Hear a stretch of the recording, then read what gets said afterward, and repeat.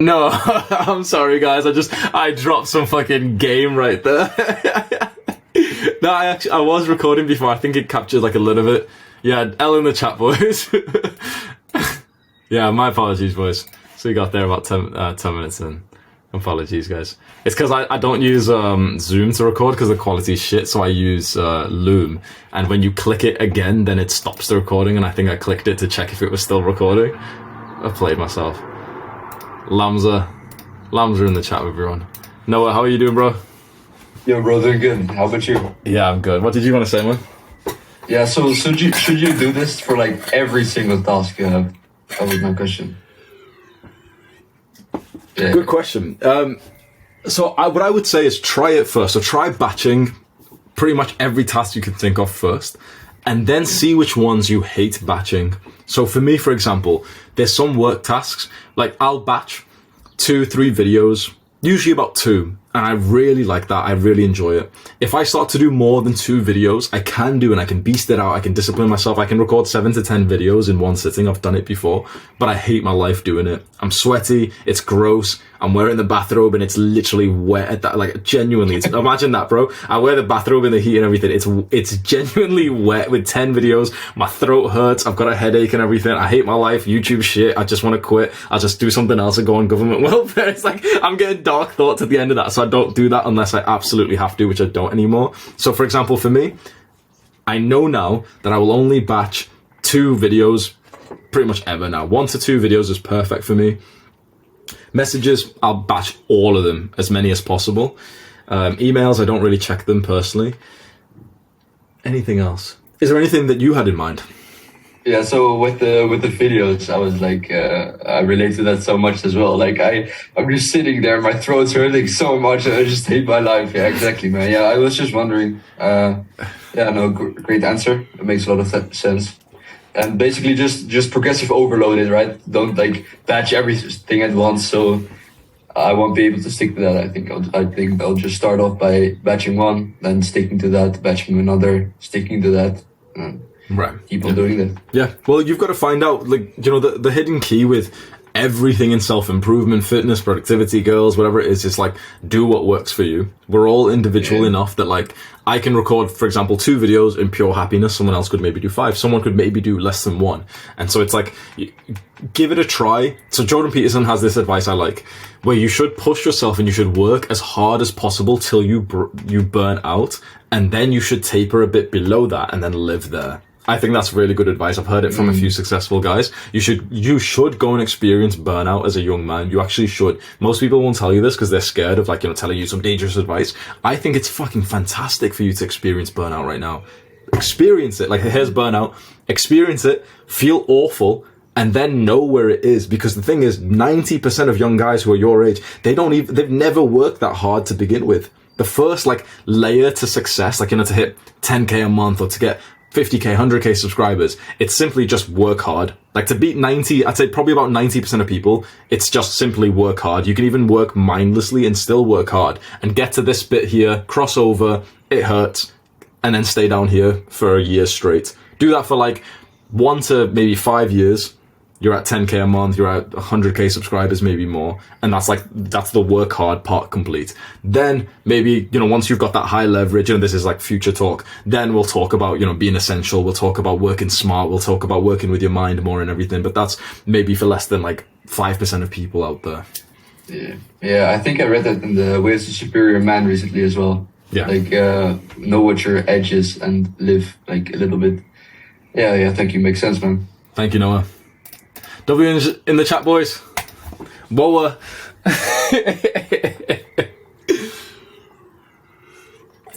That was a good question. Let's go on. Oh, sorry, bro. We'll go on to the next section now. Let me show. Yeah. So the next part is parking. So this was done. Batching. You wouldn't. I'm just going to write this out just so when I share the link with you guys, you can have like a little refresher if you want. You wouldn't. I do. Why work like that? Okay.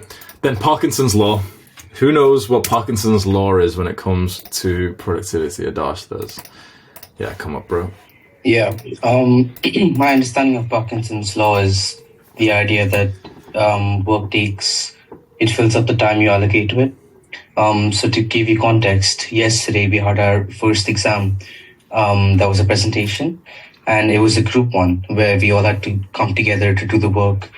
And we spent 4 hours in a room of 5 people to do work that probably could have taken an hour and 30.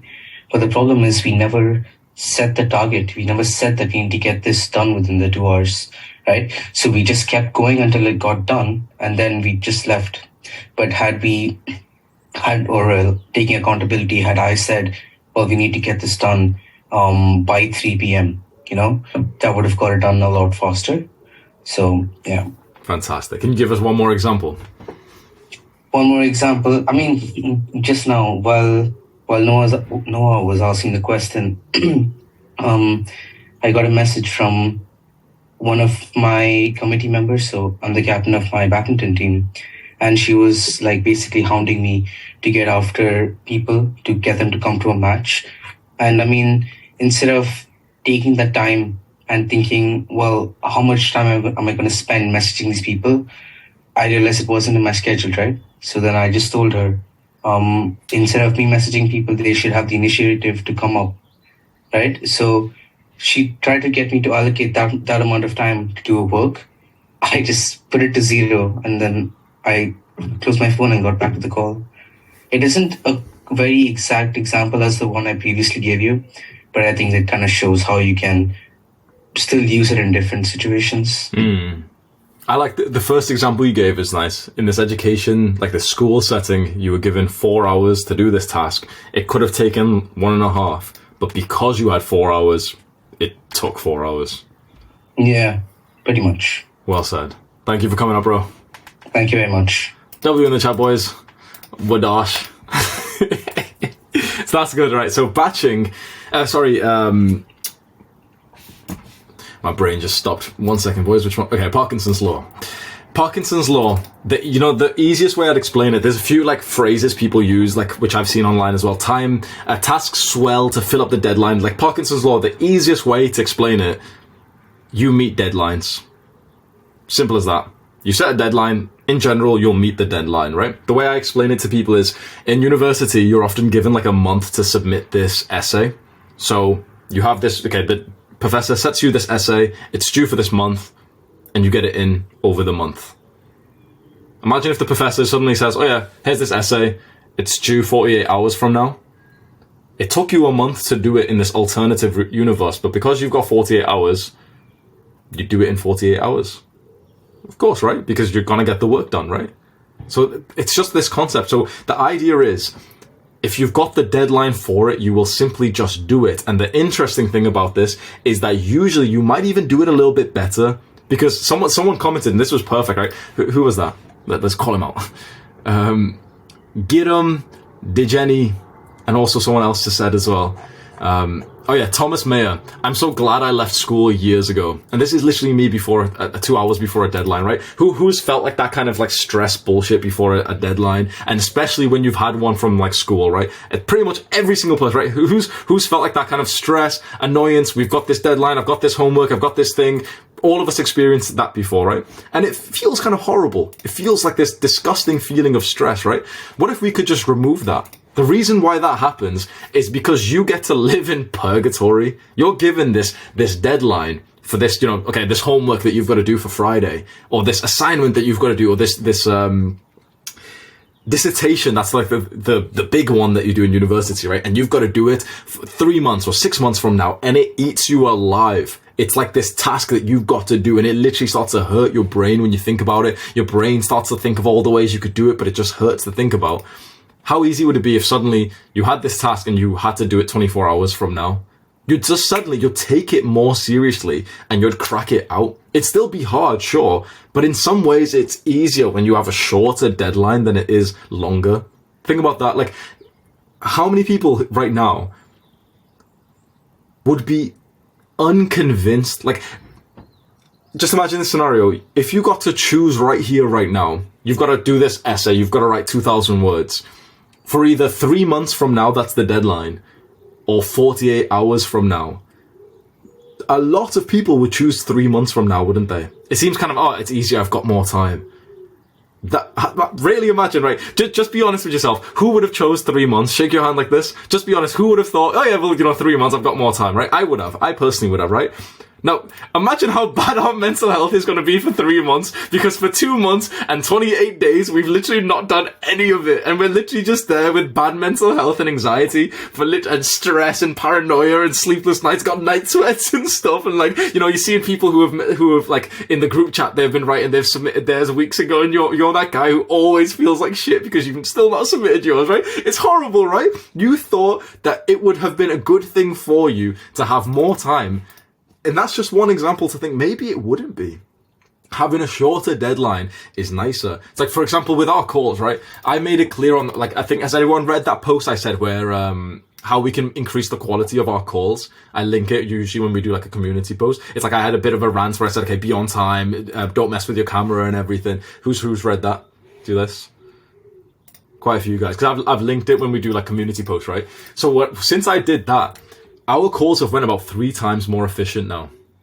Literally, like before I did that, and we were just getting guys who were coming in a bit unprepared and everything, and there was like an unclarified time of how long our calls would last. We were just getting 1 or 2 students to come on, and it was quite slow. And I don't even think those guys who got like the 40-minute period, who they stayed on the call, I don't even think they got as helped as much as possible. When I did that, and I told everyone, okay, like we're men of character, we're gonna have like deadlines. You've got to be fast. You've got to be efficient. Not for these calls, but for the coaching calls, I want you to write your question out on a piece of paper. You're going to be on time, on the minute and everything, right? And I made it clear, okay, it's going to start on the minute and we're going to end on the exact minute. We're not going to go past our 90-minute allocation. And suddenly, guess what? We started getting 5, 6 guys come onto the call, and it was like we were actually breezing through helping them, where they were like, oh yeah, well, my problem is fixed 4 minutes into the conversation, because now there's a deadline to fit into. Suddenly everyone just speaks in a concise way. Suddenly everyone's actually really receptive. How nice has that been now? Like, for a lot of the guys I see who have been regulars to the community, the coaching calls, you've probably noticed the quality just shot up like crazy, because now the deadline is clear. That's Parkinson's law. It's a beautiful thing. So, actually, wait, we'll do some questions. Yeah, Thomas? Yes, I just wanted to add several things, what you said. First, sorry if I speak French when I speak English. So No, that's okay. I remember when I read Can't Hurt Me by David Goggins, it said we are very bad at estimating the time a task will take us. So what we'll do is we spend a lot of time like wobbling and bubbling. And I remember 1 week what he said. So it's like split your days in like quarters of hours. And I've never been as, I would say, productive as this day. And I think Alex Hormozy said this also, since we are very bad, we should give us like deadlines and be able to make decisions. Like, I would say, instead of saying, okay, I will do this task tomorrow, or you will allocate a time to do the task. Because this way you have a locked period, and so you will do the task. And just to finish one thing, I know you've been talking a little bit about ADHD. I have ADHD, like very strong one. I'm medicated, like since I was 3 or something like this. And it's even harder for us because like there are so many distractions. I have removed no notification on my phone. I could do even better. But like YouTube, I have no social media otherwise. How do you manage this? Because you said you have only twice a week to check your message, because like you have to be present on social media. How do you manage this? I just don't even check the messages. So for YouTube videos, just upload them, sweet. But for like Instagram, TikTok, not TikTok, I don't even have TikTok, but Twitter, I don't even check the messages. Maybe Instagram I use for maybe about 15 minutes every month or something, like probably less than that. Twitter, maybe about 10 minutes a week, maybe. Just sometimes I click on it and it's like, okay, what's Alex Hormozy and what's Tate? Literally, I just read Tate tweets because they're funny, really. But there's no like messages that I really check there. None are really that important. Yeah, I think we can do better. Is there something related to FOMO still, like fear of missing out? They want to tell us, oh, you need to be able to contact everyone, but like one century ago, people like would not communicate maybe months, and it was okay. There are no phone, no text message, etc. And thank you very much, Enzo. Thank you, Thomas. Yeah, thank you for saying that, man. And that's a really good point you made as well. Like, you know, with batching messages and trying to stay productive and not really having the apps and stuff. You can feel FOMO, you can, but who cares? It's like, bro, I'm defying like every law of like social media businesses, right? I didn't even have an Instagram account for like 6 months. I didn't have a Twitter for like 2 years till I hit like 1 point something million subscribers. I've had more people impersonate me and get higher views and subs and stuff on like the social media platforms that I've got on myself. And it's like, who cares? I still have become very successful not by checking social media stats. I've never replied to like people in my YouTube comments. I've never been there, you know, autistically checking my Instagram DMs. Like all these guys who are online who are telling you, oh, but you know, it's like, it's really good for networking, guys. It's like, sure, to send someone a message, but you don't need to use it for that. It's like literally like I use Instagram for less than 10 minutes a month. What I literally, you want to know like this, the step by step, you know, oh, you want to connect with high value men. Well, sending massive DMs to everyone and like posting every day is not going to help you with that. It's all inbound. So it's literally like every 10 minutes a month. And that's just like, you know, a rough number. I don't even like plan it or anything. I'll literally open it, go onto the DMs, go onto requests, click on like the top request thing. And it's like, there's all the blue check guys. Okay. There's Jordan Welsh, the Luke Belmar and stuff. Okay, sweet. Let's message them. What's your WhatsApp number? Boom. That's it. You don't actually need the account. You've seen how often I post. I post like, what, once a month, less than once a month. Sometimes I don't even use the app for like an entire month. You don't need to like use these apps to actually blow up on them. Do you think Tate was sat there on TikTok? Was he? Do you think Tate had TikTok on his phone? Or do you think he just blew up on there because he's a smart man and he was able to use these platforms in a different way? The same with me, bro. I've never even had a TikTok account. And apparently someone just told me a few days ago my TikTok was blowing up. I was like, which account, bro? Because it wasn't me. But just, I don't believe this thing of like, oh, but you know, FOMO and you know, how are you going to connect with other business guys? I don't believe that personally. What's up, bro? Oh, Tim. I don't hear you, bro.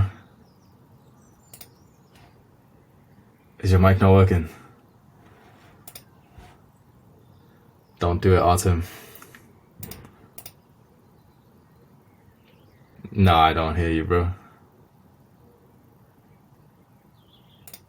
Okay. Sorry, bro. Just make sure your mic's working, man. Sam, how you doing, bro? I'm doing good, man. You can hear me? Yeah, we can. What did you want to say? Would you recommend setting deadlines for like absolutely everything you do, or at least like the more important things when it comes to your goals, or will that take up too much like brain power? Give me an example. What do you mean by absolutely everything? Well, in terms of like goals I set myself in a day, so what I want to get done, some are more important than others, obviously. And it comes back to the practice you once did in a video, like write down 5 goals and 2 of them are the ones you're going to focus on. So for me, it's like, for those 2, would I spend effort, put effort in setting a deadline for it? Or would I have to do it for everything? Would that be more productive? Okay. Are you talking specifically about the tasks for those 2, not like the grand goal? Or Yeah, the tasks for that day. Yeah. Okay. I usually don't. So, for example, let me show you mine. It's interesting you say this because this is something I've really realized about myself as well. So you see, like this is my real like work task right there. So you see my work block here. Although it's got some things inside of it, you know, it's got the batch messages thing. I have a call with the guy, the ghostwriter for my book and everything. I've got the coaching calls and stuff. I've had times where I very clearly set the deadline for specific tasks inside of here. So I try and show you now. Yeah, like this. Like, okay, record 2 videos for this 1.5 hour block like that. Or, okay, here's this exact coaching call, here's a different call, here's this. You know, it's blocked more like by the hour. I personally didn't like this vibe myself where it's like this. Like I'm still working for about the same amount roughly, but it's blocked into specific, you know, what are the exact things that I'm doing in each one. The reason why is because I don't want to disturb my flow. If I'm currently working right now, I don't want to be thinking like, oh yeah, like, oh, you know, I was going to keep working and finish off this piece of work, but you know, I've got this deadline or something. But that being said, I would go and find out for yourself. So this is experimentation for me. I've realized that I like waking up and working till around 11 or 12. And so inside of that, it's like, that's my sort of unofficial deadline, is like pretty much when I'll go and, eat lunch and I'm off work period. That's kind of like a deadline in itself. But I don't really say to myself, this has got to be done. This micro task has got to be done 1.5 hours from now. It's more so I'll use deadlines for something a little bit bigger than that. So certainly for the bigger goals, hit 1 million subscribers. Like a lot of people here saw my like goal setting with that. I was often very, very like accurate with when I said, when I'd hit my subscriber counts and everything. But for, let's say for this week, I'd be like, okay, well, I want to set up this bigger thing inside of this week. That's like the project for this week. I would use deadlines like that. I probably wouldn't use them as specifically as like the multiple hours of the day, because like you said, it starts straining your brain points and it makes me lose a lot of love that I have for the work. Yeah, that's a good one. So would you like use it as like a guide for your day? So you find out what hours you're most productive, and then you use it as like a guide for, okay, this is when I'm going to do the work, and this is when I'm going to do other things. Yeah, 100%. Okay, sick. Thank you very much, man. Thank you, Sam. Wem in the chat, boys. You got Costin. What's up, bro? Hey, can you hear me? Yeah, we can. I'm just looking at the books you've got behind you. Persuasion, Robert Keeley. Deep work. Nice, man. Good selection. Psychology of money. Looking good. What did you want to speak about, bro? So my question is that would you recommend, just as you would do the burnout thing, to go like on an extreme to see how much you can handle, to do the same thing when you set a deadline? So like set a crazy ass deadline. So like a task that would take you normally like 2 hours, to set like a 40-minute one, just to see how much you can get done in 40 minutes. Yeah, that's a good question. I don't do it exactly like that. I think I've done that multiple times. I find that setting these micro deadlines by the hour, they kind of stress me out too much personally. And it's like, some stress is good for you. I personally just lose a lot of fun with the work that I do when I'm really like, okay, I've got to get this done in the next 10 minutes, even though it doesn't really mean anything. So I don't do it much like that, where, okay, it's got to be, 20 minutes or something. But I do more like, for example, my video, I upload every day at 5 p.m, so the video's got to be ready by then. So that's a bit more wholesome, because that's a real deadline that you set. It feels right. It doesn't stress you out as much. And it's like, okay, well, I've got to record the video. So if I record it this morning, then the editor can do it. Then, I'll tell him, okay, we've got till 5, and both of us share this deadline. It is interesting, like, going for the full burnout mode. This isn't totally relevant to what you've said, but it is an interesting practice. So let's say there's a task that usually takes you 1.5 hours. It can be really worth it for you to think to yourself, not only could I do this in 20 minutes, but do I need to do this at all? So this is something I do every now and then, where I'll see the things that I do, and I'll ask myself, this is some high level stuff, right? And I'll really ask myself, okay, is there a way where I don't actually have to do this thing?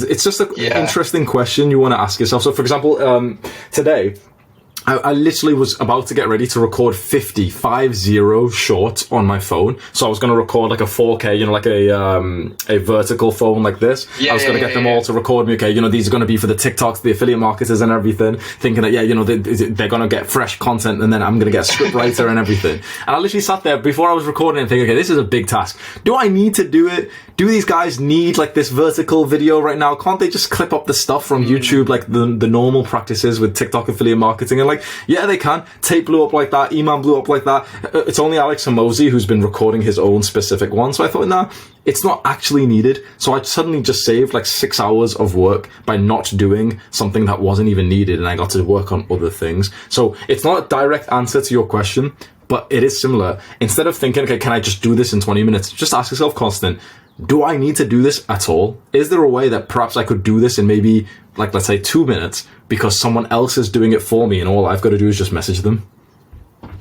Yeah, okay, thank you, bro. That's actually a smart perspective. Thank you a lot. You're welcome. W in the chat, boys, for Waston. Okay, we'll move on from this bit. Parkinson's... Oh, let me share my screen. We'll move on from this section, guys, so just put your hands down so we can reset that. Parkinson's law. What should we explain this? What's a nice little sentence? Anyone who's missed this, they'll be able to download this little page. Parkinson's law, literally just set a deadline and you'll hit it. There you go. Okay, so I was expecting that we didn't need to actually go through this. I didn't realize how many guys hadn't already read the 4-Hour Workweek. In my perception, I'm just biased because I read it literally like 7-8 years ago, and literally every one of my friends has read it. But maybe that's just because I recommend it to everyone. But I actually still have. Let me just show you. Where is it now? I literally still have the first copy of the book. You know. I don't know where it is. I was just reading it right now. Oh, it's here. This is genuinely the copy that I've had for 5 years or something. Like this is the first, like not just the book, but like literally the first, like literally this physical copy. This is the first book I've ever bought of my entire like adult life. So that just covers the basic sort of fundamentals of productivity. It's these three main tactics that is taught in this book. And if you want to learn more about this, you literally get this course for free. So I'm not even trying to sell you, but this course is inside of Adonis School, the Entrepreneur Productivity course.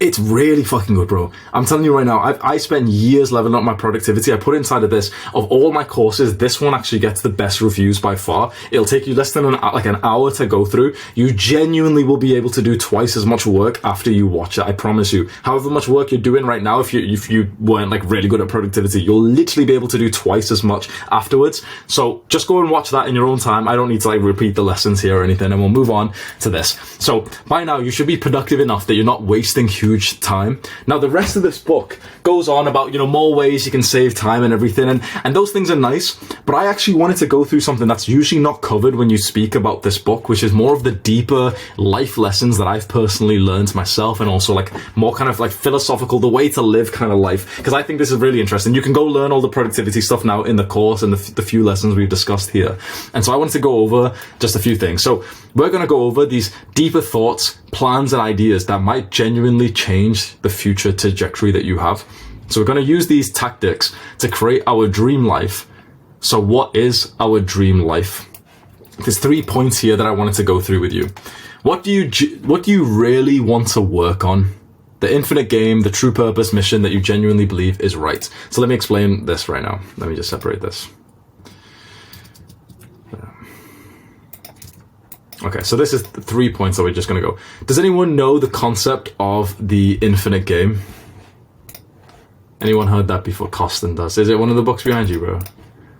Let's have a look. No, it's not. It's from Simon Sinek, though, from like his podcasts and all the content that he does. So, yeah, an infinite game is a game where there are no rules, there are no set conditions, players are unknown, and you can essentially just do everything. And the role of the game is to keep it going. And so you don't win at life, you just keep going in life, right?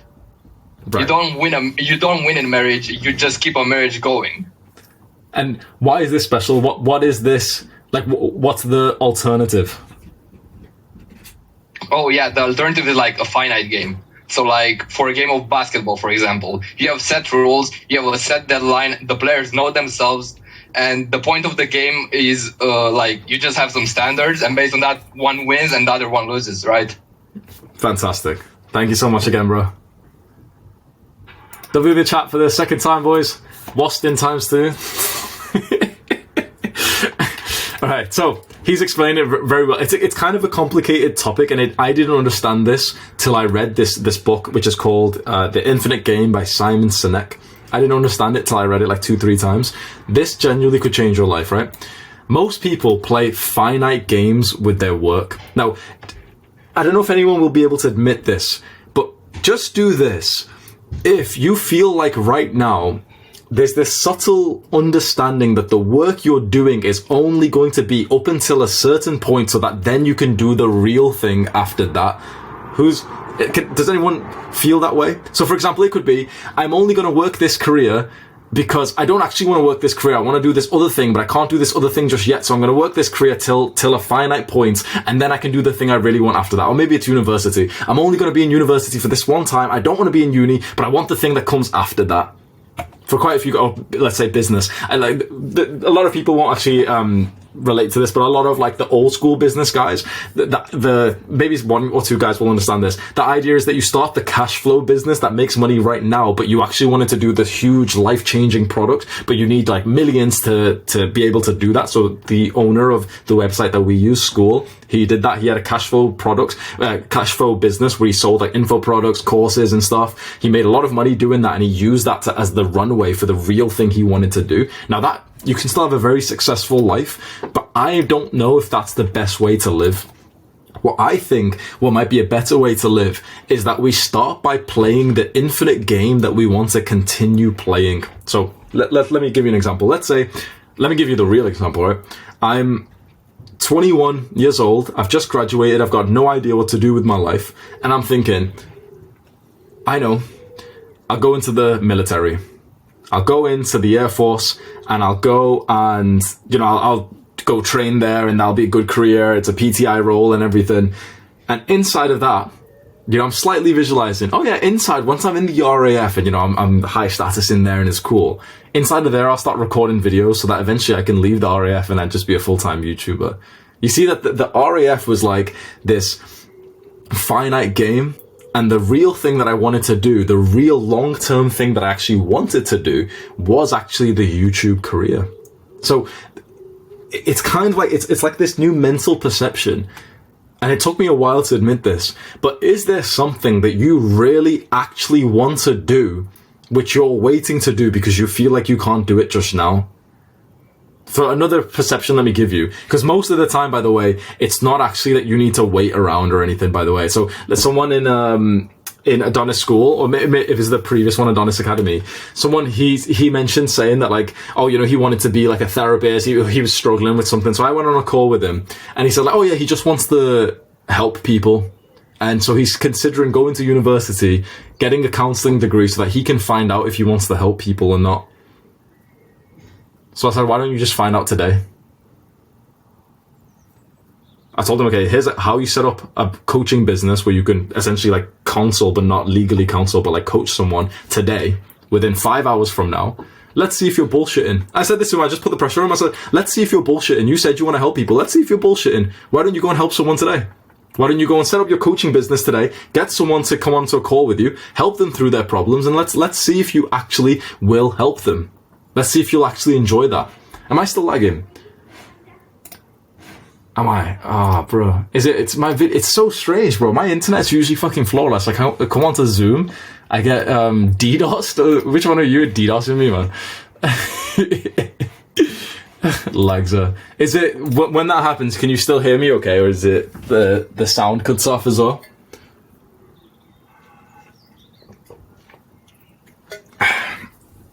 You can still hear me. Oh, the sound fucks up. Okay, just give me like a little note thing, like a noise or just chat, and I'll just repeat what I said. The idea of the infinite game is that you choose right here, right now, the dream life that you want to live. The dream. Let's just make it simple, right? Choose right here, right now, the dream work or business or career that you want. Now, there's going to be exceptions to this. Someone wants to be like a medical doctor or something. Okay, you can't just do that right now. Okay, you got to go through the process. But let's say with the business, for a lot of the guys here, when I did the survey, over 50% of people wanted to be YouTubers, right? I guarantee there's, let's say 50% of the 69 people here, there's 35 people on this call want to be YouTubers. I guarantee over 10 are bullshitting themselves right now. Guarantee it, bro. Over 10 of the guys who want to be YouTubers are bullshitting it and they're just waiting. Oh, I'll be a YouTuber after this. Like, there's this finite game mentality where it's like, okay, I'm gonna do this other thing for a finite amount of time, then I can do something else for a finite amount of time, then if you live your life in these finite amount of times, you'll never get any real success. Oh yeah, I'll go to the gym, and in your mind you're thinking, yeah, I'll go to the gym for like this period, and then after this, then I'll never go to the gym again. Imagine if someone said that, bro. Imagine that. Oh, I'll go like this. And the thing is, people are like this, right? We all know them. They're all of our like fat middle-aged parents and stuff, aren't they? Oh yeah. Like, okay, I'm gonna go on this diet. I'm gonna eat 500 calories a day. I'm not gonna eat anything that I like. I hate myself, so I'm gonna go on this diet, and I'm hoping that, you know, I'll lose like 2 stone in 2 weeks or something. And then it's a finite thing. They don't expect to live like that for the rest of their lives, do they? And people, when they set this am I lagging again? Bro! Thank you, boys. Where did you hear up to? Let me know in the chat. I was on a roll then, man. Fucking brokey ass internet, bro. This is unacceptable, boys. I'm just gonna call up my internet service and tell them, what is this? I'm going on this to the fat middle-aged pet. Yeah. Bro, this is worse. McDonald's Wi-Fi is more stable than mine, man. It's my mum and my sister, bro, messing with the internet cables downstairs, bro. They're always doing something. So, do you see this in middle-aged people when they're going on a diet? They always have a finite mentality, don't they? They're gonna do this diet with this idea that they'll get off the diet, don't they? Like, think about it. Most people who go on a diet, they do it with the perception that they're going to get off the diet soon. And then they wonder why they stay fat forever. Because the person who actually makes the progress, his diet doesn't look like this. His diet looks like this. He just starts it and he assumes he's never going to quit. The reason why I was able to build this, like, beautiful ass fucking physique is because I was lucky that my brain thought this, right? The moment I got into the gym, I genuinely, instantly thought of it as infinite. I'm going to keep going to the gym for the rest of my life. Sweet. 10 out of 10 gains guaranteed. I have to have a 10 out of body because 10 out of 10 physique. I have to, because I'm literally going to keep on going to the gym for the rest of my life. Simple as that, right? So it's like, I want you to imagine for a few areas of your life right now, I think this is a good visual. Are you living life like this right now? Where it's like, this is the finite thing that I'm currently doing? Or is it like this? Where it's like, yep, I started something and I'm just going to continue it for the rest of my life? Because preferably, with quite a few things, the most important things of your life, preferably it's like this. You've started the kind of work that now, and it doesn't have to be the very specific thing. Let's just make that very clear, right? So it's not like I'm thinking, yeah, I'm going to be a YouTuber when I'm 75 years old and there's 7D VR or something. But the idea is the model behind it, not just like the vehicle. The model behind it is, for example, like teaching, right? Teaching on a mass scale. I'm going to be some kind of teacher, synthesizer, leader for the rest of my life. I couldn't not be like this because it's simply just who I am. You see, when you see things in this perspective of this finite game, I'm going to do this thing just for now, the problem becomes that it's not usually something that you actually want to do or something that you're even good at doing. When you only consider things that you could imagine doing for the rest of your life, you naturally just pick the thing you're actually supposed to do, the thing that you could dominate on. Because for me, it was always, military or this drop shipping or coding. Bro, being a rapper, bro, was one of my thoughts, right? So these fucking cringe things I was considering to do. And as soon as I actually thought to myself, what is the thing I want to do for the rest of my life? I thought YouTube, which is the thing, but that's more of the vehicle. The specific thing was just kind of like teaching and just explaining things that I've recently learned. That's something I will do for the rest of my life. That's something that no one can compete with me on, because you can't compete with someone who genuinely plans to do this for another 80 years till he dies. It's like, there's no retirement for me. I'll still be doing this when I'm like 90 years old. So you can't win against someone like that. So ask yourself right now, just before we go to the questions, are you pursuing work, fitness, relationships like this? And interestingly, I've just said relationships, bro. This gets deeper, right? This gets very fucking deep, because when you pursue a relationship like this, like I have, I know this sounds stupid and a few guys won't be able to understand this, right? But like a few guys here will. When you get into a relationship and it looks like this, where you genuinely know it's a finite relationship and you know you're going to break up with this bitch because you know that she's not even that good or anything either, that is a horrible experience. It is a painful, bro. You can't trust her. You know you're going to break up with her at some point, so you can't even give her like any level of love. You're wasting her time. You're wasting your own. If it messes with your head, the bond and the love forms anyway. So it's like you've just played yourself. Now you've literally got like this loving attachment to this dumb woman that you don't even care about, that you don't even respect. Think about how stupid that is. Think about how crazy that is. That's how I've lived life. I don't want you to go through the same thing. Am I lagging right now? People saying I'm 8-bit. I'm in Minecraft mode. Oh, Tim, how are you, bro? So, Hamza, can you hear me now? Yes, we can. What did you want to say, Oh bro? my God. So please tell me if these are limiting beliefs that I'm having, but I tried to leave university and I told my parents about this. I want to leave university. And my father, he was literally going like this, like, oh my God, you're throwing your whole life away and your career is like dead and you will never be something in your entire life. And I thought to myself, well, that's not the path I want to go down in life. And so I kept staying in university because my parents were really disappointed. And right now my financial situation is like I'm not liberated, so I can't really leave the state that I'm in. Would you recommend like focusing on university at that state and just doing 3 years of university to just get over it? Or do you think like I should go full on YouTube synthesizer mode and just produce like 7 videos a week? First of all, we need to understand where your parents are coming from, because in their thinking, they're not wrong. They grew up in a time where the route to success is actually, they looked up to the people who went through the system. They got the degree and they wore the nice collared shirts and they had a better life than your parents probably did. Those people up there who got the degree, they probably were saved from a lot of the financial stress that your parents went through, especially with having children. So it's like, we've got to feel grateful for that. But I do believe they're incorrect. I believe they just don't really know that these days 14-year-old girls make more money than doctors. I make more money than 100 doctors put together, by the way. Maybe even more than that. Think about that. I make more money than 100 doctors put together. Their combined time in university is like close to 1,000 years. And I'm just a guy who usually wears a bathrobe. And I'll still live with my parents, bro. So they're just incorrect with this. And I'm not even trying to be mean, but it's like what you see, these guys making all this money, is 100% true. Now, if you think that you can be a good synthesizer, a good YouTuber, and you're willing to put in the work, what I would say is like overlap the two for a little bit first. Show us that you've got some potential. Make at least maybe just $1 online first. Just $1, just because the idea is, okay, let's just, because most people don't ever do that, right? And then maybe make $500 or $1,000 just total. Once you've done that, it's like, then you can scale up and you can show it to your parents. Okay, look at me, I'm actually making a really good amount of money. I'm making more money than I would ever do, even with a master's degree or anything. Then it becomes kind of easy where it's like, no, but like, I'll make more money if I just go and focus on my thing full time. Right now, it's this scary, dark thing where, you've got a YouTube channel, but if it's not ultra profitable, then it's like this, Samuel just said it, show them results, don't just give them promises. Okay. Well, thank you pretty much for answering my question, also. You're welcome. I appreciate it. You're welcome, brother. Thank you for coming back up, bro. W in the chat for Artem, boys. Wartim. Costin, how you doing, bro?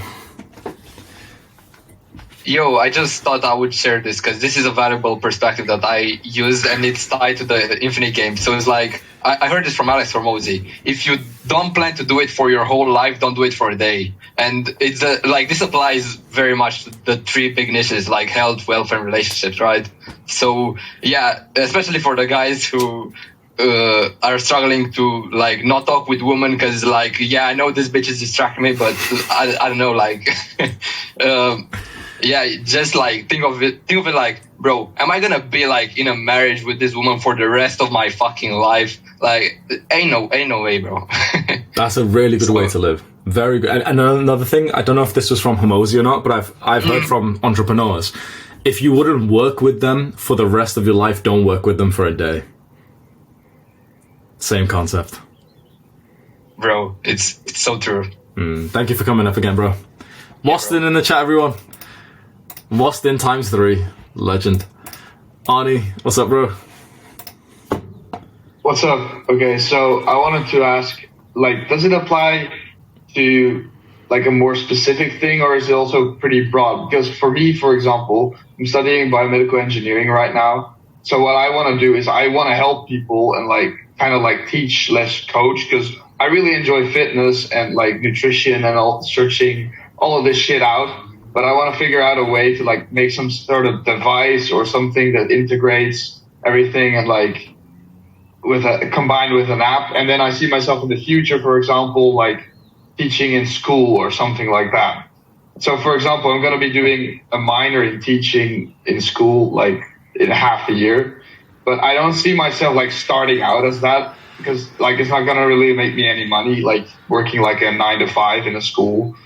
And I also first want to get that other experience, but in a way I'm doing like kind of like, it's kind of the two finite things, right? Or is it still considered like one thing because it like is all a little bit about teaching? Because like, that's kind of what I'm trying to figure out. Yeah, good question. It depends which way you look at it. It seems like it's a bigger scale to me. It look like there can be multiple finite things inside of the infinite game. So the infinite game can be, for example, exercise. I'm going to exercise most days for the rest of my life. Inside of this can be finite things of like, oh yeah, like I'm going to try, a bit of CrossFit. Oh yeah, I'm really into martial arts right now. Oh yeah, I'm into this. The grand scale of things is like, yeah, it's exercise. I'm going to exercise. I'm going to move my body. Maybe, for me, one of the things will be is resistance training. I like to build muscle. I probably will for the rest of my life. Inside of that, the finite games of like, getting obsessed over protein, carnivore diet and calisthenics and body weight and all this. So it seems to you that you've got this big thing that you want to do. And inside of it is just these little projects, which is absolutely fine. Okay. And how broad can the categories be? Because kind of in a way you could also say what you're saying, like, yeah, I'm just going to work for the rest of my life. And like everything falls under work. Like how broad can the category really be for it still to be like an infinite game? What do you mean by that? Well, like we're trying to pick an infinite game. Is that correct? Yeah. Yeah. So as you would just say, as like the infinite game is work, then you have like everything, and so you kind of have to specify down from that, right? But you also said that you don't specifically have to say, like, for example, I'm going to be a chemistry teacher for the rest of my life, for example. Yeah. So where does it really end? Where does it sit on the scale? Yeah, nice question. Yeah, it feels quite intuitive to me. So for me, the way I would say it is the vehicle can change. So for example, with me, like my infinite game is synthesizing, teaching, for example, right? Just kind of explaining things which I've learned.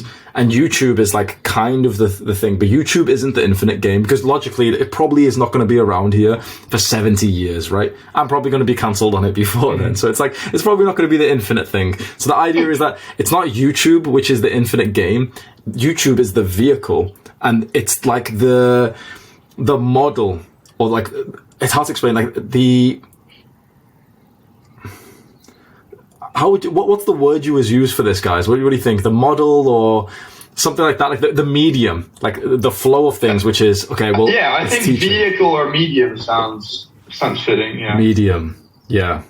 Medium is a good way to say it. So the medium is the thing that will stay the constant for the rest of your life. So I will resistance train, or I will exercise, or I will, like this. So I will resistance train, I will exercise, I will teach for the rest of my life. Then it's like, okay, well, for a part of this, I will be a YouTuber in the grand scale of being a teacher. Yeah. Okay. Oh, so it's like that. And so, for example, you could be either a teacher or you could be like I don't know, like more of these type of categories, I guess. Right. Okay. Yeah, that helps. Thank you, Arnie. Thank you for coming up again, bro. Yeah, thank you. Arnie in the chat, boys.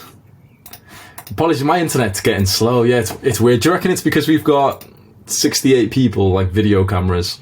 So I reckon that's maybe it. Okay, but that should have even... I doubt that's it, bro. My internet speed's fast as fuck, bro. The family group chat's getting an angry message in there right now. Sam, how we doing, bro? I'm doing good. A bit last question. I understand like purpose layers that once you achieve one thing, it shifts a bit to something else.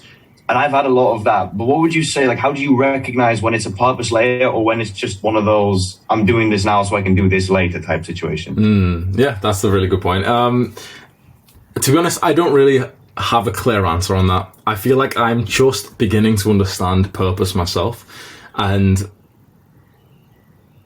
there is like what I would do is I would follow the exact chapter in this. I think it's chapter, let's have a look, chapter 9, I believe. Oh, here.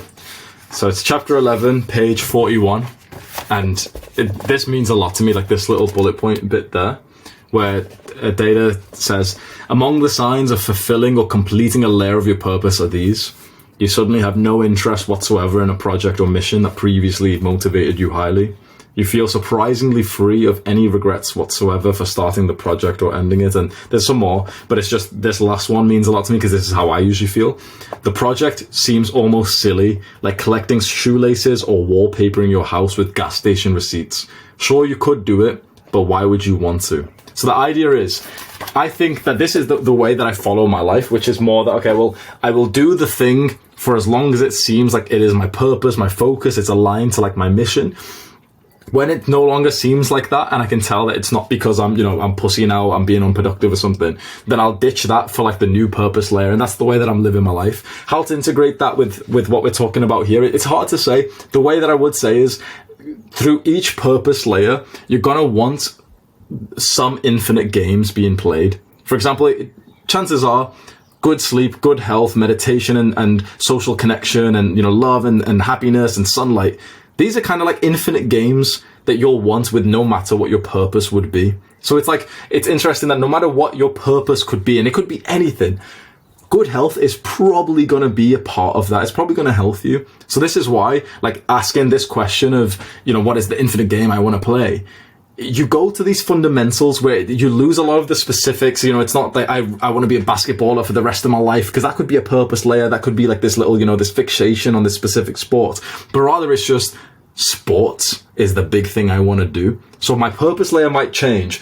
Right now it's like business, right? It might change, but learning will probably be an infinite game for me. It will be probably like, it'd be hard for me to imagine that there'd ever be a point where I'd be like, yep, I'm done learning now. I sure hope I don't learn anything new now. So that's the infinite game for me. Inside of that, it's, learning from podcasts, taking courses, learning like this. So I'll be honest, I don't totally know myself, actually. Fair enough. No, but it's a clear answer. What chapter was it that you said in the book? I've got it right here. That's chapter 11, page 47, I think. Oh, wait, sorry. Chapter 12. What is it? Yeah, fair enough. Yeah, page 41. 41, I got it right here. Yeah. Right, thank you very much. Yeah, you're welcome, Sam. Thank you for that, bro. W in the chat, boys. For when? We got Otto coming up. What's up, bro? How you doing, Hamza? I'm very good. How are you? I'm good, thanks. So I just wanted to ask a question. So I have a YouTube channel and I've built it up. Like, I've worked really, really hard on it. Like, I've given my mum and dad some money, and it's all on chess. And like, there's quite a big market for chess. Like, there's guys who are making like a lot of money, and like, I know a lot about it, but I don't really want to make videos on it. But I know a lot about it. So like, I kind of heard Andrew Tate say like, don't do what you're passionate about, just do what you're good at. It's like, and I tried to make kind of like a self-improvement type of video and it just doesn't do as well. But I'm just like, I'm not really sure what to do. Like, should I integrate like kind of what my interests are and keep it main chess, or just like kind of switch over completely? Yeah. So this is a tricky one, man. And I think you need to find out what your own personality style is. So the idea is, do you do something and work and spend your time in something that you don't really want to do, but it just pays the bills? Or do you want to take the leap and do something which probably you would really enjoy doing, but it doesn't pay the bills, but maybe it could? Do you want to be the starving artist, or do you want to be the depressed millionaire? To be, the two extremes. It really depends, like, because it depends what question strikes more to you. When I ask myself this question, and I ask myself, well, if the money was taken away, which one would you do?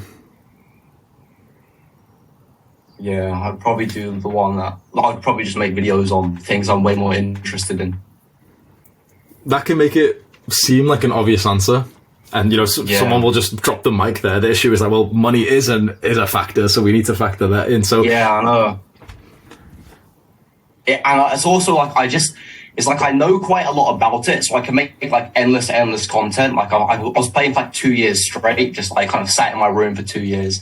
But I've kind of come out of my room now. But it's kind of like that. It's just like I know a lot about it, and I've got like my whole YouTube channel just wants chess videos. So as soon as I make like a 1 year like body transformation, like no one watches it. Yeah. So yeah, I'm not really sure. I wouldn't suggest diluting your channel. What I would suggest is if you're going to make videos that different, I would just keep your current channel for chess. And if you're going to upload a chess video, put it there. If you want to do different videos, upload it to a different one. Because like you said, when you do these self-improvement videos, they don't perform that well anyway. Now, they certainly probably get more views on this channel just because you've got a bit of an audience there than on a brand new one. But you may as well like not degrade what you've worked for. Just because your desire for chess might come in. Like is it impossible? Just imagine this. Is it absolutely impossible that your desire for chess could ever come back again? Yeah, I mean, I was working today. Like I was following like my morning habit routine. Like I fasted to 12, and I was just like making videos. And because I had no distractions, and I was just reading this book, and like I was just kind of like making the content. I made a video. I was like kind of really enjoying it. It was like the first time that like I kind of really enjoyed chess. So like I didn't even mind it today. Yeah. I'd go with that then. Yeah, I wouldn't ruin that YouTube channel. I wouldn't force people to watch stuff they don't want to watch. What I'd do is make a new channel for the self-improvement stuff, see how much you really like it. And if you can like the thing that's making money, well then that's the best case scenario. Yeah, okay, thank you. You're welcome, Watto. W in the chat, boys, for Watto. We'll go on to the next section now, boys. Right. Oh wait, let me just get... How's the lag now, boys? Are we looking okay? So the infinite game, true purpose plus mission. So this is something I'll tell you from my experience. I probably should have told you a little bit before, but for me, when I ask myself this question of, and certainly I should give you the disclaimer. I hope I don't sound like an asshole, but like I've achieved a pretty good level of success, right? You guys know that, and you guys actually know a lot more than everyone else on YouTube. Like I make a fuck ton of money, right? I make more than 100 doctors put together. Like I've made, I think, about 250,000 in the last month, bro, not even a year, in the last month. My goal is 12 million for the year, 1 million a month, right? So that's like I'm an exception in this place. But let me just give you, it's one of those where it's like, is it still valuable because my situation's different? But let me just give you my thinking on this infinite game plus the true purpose mission, right? Well, guess how I got here? I played the infinite game. I chose the game that I knew that I would actually want to do for the rest of my life, which is just teaching and just explaining things I've recently learned. And because of that, I've probably become like, one of the best in the world, maybe in the top 1,000 or top 10,000 teachers in the entire world ever. Because this was the thing I could imagine I could have done for the rest of my life. And so I've been able to literally sacrifice everything else and just zero in on this one skill of just kind of like just speaking to people. Think about that. I'm here today because I actually like went deep into this infinite game. And here is something that I would change right now. It's, what would you want to do? Like, I don't know if I'll be able to explain this. I'll just walk you through my exact thinking process. If you're a YouTuber, you might find this interesting, but anyone else who's just interested in my story might find this interesting as well. I've made, videos on dating and making muscle, getting girls, and every topic, right? And I asked myself, like, what kind of topic do I really want to be teaching?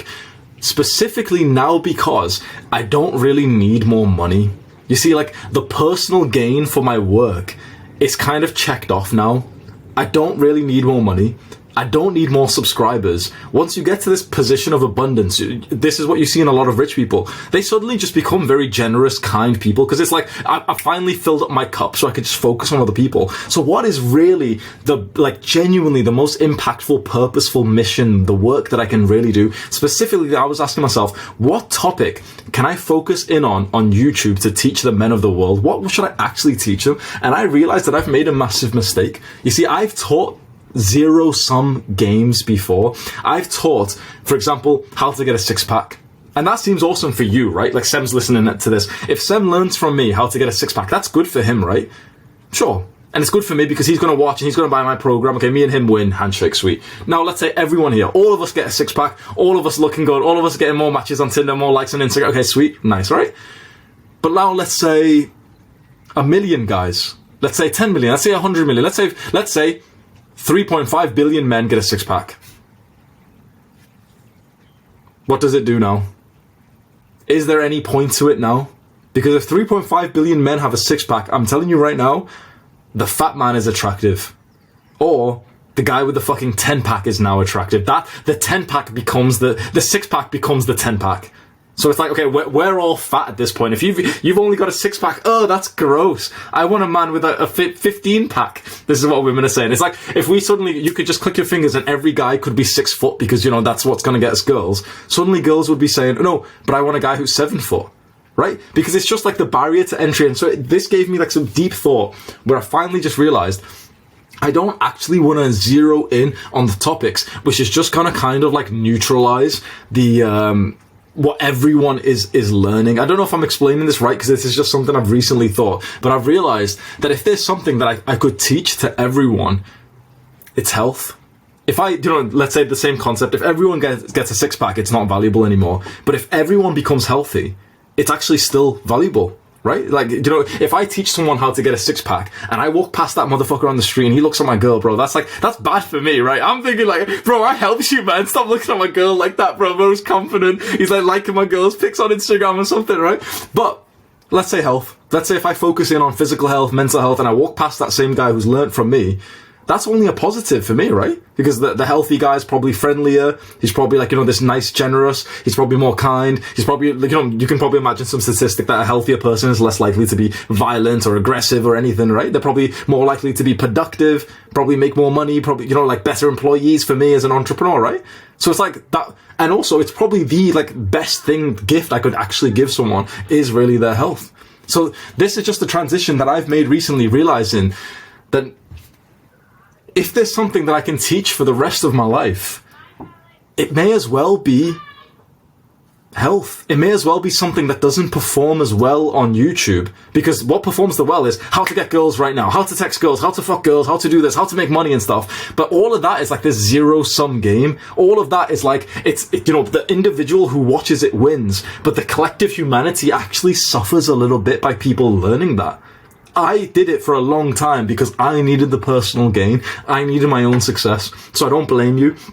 If right now you're teaching like, these quick tactics that guys need that, like make the competitive like scene even higher. Like for example, teaching how to make money online, it might be a bad thing because suddenly everyone's level to make money is just suddenly increased. And now it's like, now making money is just harder for everyone. It's like, this is the baseline right now. And suddenly if like, 1 million people have watched my video on how to make money, this is the baseline now. To make money, it's just suddenly harder for everyone. So it's like, is there any kind of positive to that? And I'm sure that some people who watch it are going to benefit from it, and I'm going to benefit from it. But I've started to think more deeply in these topics, and that's why I think transitioning to health, and specifically love, not just attracting girls, not how to text girls or anything, but more of like the spiritual love that you learn from these like deep guys, which is stuff I barely even understand right now, but it's transforming my life. Those are the things that I can imagine that like I would actually want every man to know, for your own benefit, but also just for my own personal, like selfish benefit. Because if you're a genuinely healthy guy who genuinely knows how to like spiritually love a woman properly, you'll probably be the kind of guy that I would actually want to like live close to me. I'd want to walk past you on the street, compared to the kind of guys who've been watching my like degenerate videos on how to fuck more girls. I'm hoping that I don't walk past that kind of guy. He's got a condom stuck to his foot right now. It's just gross, bro. We've only got a few minutes. I'm just going to cover these quickly, and then I don't think we'll have time for more questions. Sorry, boys, but I just wanted to cover these points. The Mexican fisherman story. What I'll do is I won't cover this right now. I will timestamp, and I'll just attach a link here so you can hear me talk about this. I've just mentioned it in a video before. And actually, you know what? This one is the same thing. It's the same video, so I'll just link those. And what we can do is we can just do questions instead, so we can bring people up. Adonis, are you there, bro? I can't bring you up with Yeah, I am. Okay. So this isn't exactly a question, so I'm not sure. But I kind of wanted to give a perspective to Artem and Arnie based on what they had said. Hopefully, this would give value to the other people on the call as well. So Ani was talking about, whether you do university or you do business, and you kind of zeroed in on the incentive portion, earning money and then giving it to your parents to show that. So I just want to give an example to you, Artem. There was a point where I wanted to go professional in esports. Like, I wanted to play Fortnite and make money from that, basically. And what I had to do for that was get the really good grades, so my parents knew I could manage both. So it was that period of struggling for a while to study, because I had done really badly before, to then where I was doing good and I could get the PC. So that kind of puts it in perspective.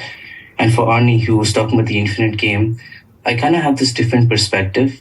It's like, for him in particular, from what he said, the infinite game is more helping people through biomed and through nutrition. So then the individual steps to get there are through university and through nutrition. So it's not two finite games, it's one infinite game, but just two sort of steps required to get there. So kind of thinking of it in a more macro sense would probably be beneficial, I think. That I just wanted to give my 2 cents on that. Thank you for that, Adash. Appreciate that, bro. W in the chat, boys. Wadash, we've got exactly 2 minutes. Wince, is your question underneath 2 minutes, bro? It's not. Okay. Santiago, how about you? We've got 1.5 minutes. Yeah, let's speed run it, bro. He's shrugging his shoulders. Let's do it, bro. Oh no, his mic's not working. Santiago, please, bro. No, sorry, man. Okay, who's got a working mic? Quick, no, bro. Please, no. Yo. Fast, bro. Keep running. So, bro. My question: is it beneficial? It was on the Parkinson's law. Is it beneficial to just set up a crazy ass deadline? Like, okay, so I'm gonna record 10 videos in an hour. That's a crazy ass deadline. And even if you don't get it, you still record like 8. That's better than you would do before. Is that beneficial? I don't think so. The reason why is because suddenly the videos you record are going to be 1, rushed, and also 2, shorter than you actually wanted them to be. I think instead it should be, for example, I'm going to record 10 tomorrow over the entire day, because you shouldn't change the work task for the deadline, but the deadline should just be able to add like a little bit of urgency. So what this means is like, set, for example, oh yeah, next week I want to record 25 videos by the end of the Sunday. Okay, that's fantastic. But you don't want it to be, oh yeah, like I'm going to record videos, which now they need to be 6 minutes on average, but you got to press record and, start and stop. So now your video is going to be like 4.5 minutes on average, and suddenly you just got like 4.5 minute videos, which are just a bit shit, and you're like, you're sweaty and stuff. So I wouldn't do it exactly like that. Yeah. Okay, thank you, man. Thank you, Noah. Appreciate that, bro. And that is exactly our time. Sweet boys. Appreciate everyone listening in on this live lesson. That was fun, boys. That was really fun. I've been liking these a lot, actually, just getting into teacher mode. And I'll have that Notion page uploaded for you. I'll go make a little post right now. I'll link in some other things which I've learned from as well. And hopefully you can just, like, if you want to, you can just go on to like the community post right now, see where I've posted it, download the little Notion page, save it to your own profile, and you've got like a little recap of everything we've spoke about there. Sweet. I'll see everyone on Saturday. We're going to do the 2 calls that we missed on Tuesday. So just have a look at the community post. I've just posted it then. Take care, everyone. Have a good night. Bye-bye. Mwah.